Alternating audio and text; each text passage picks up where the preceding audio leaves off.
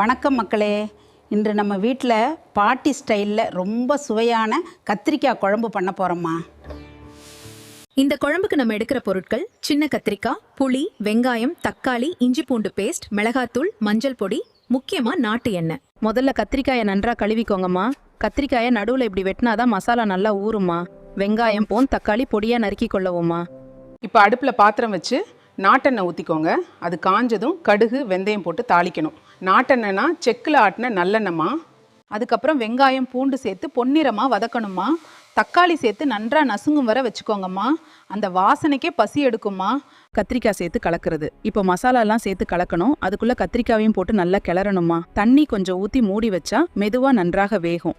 வெந்த கத்திரிக்காயோட புளி தண்ணீர் கொஞ்சம் சேர்க்கணும். மெதுவாக நன்றாக வேகும். இப்போ பாருங்க, குழம்பு நன்றாக கெட்டியாக எண்ணெய் மேலே மிதக்குது. அப்போதான் ரெடிமா. மேலே கருவேப்பிலை தூவி இறக்கிக்கோங்கம்மா.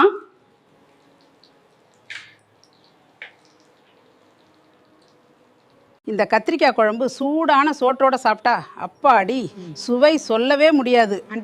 நீங்களும் வீட்டில் ட்ரை பண்ணி பாருங்க.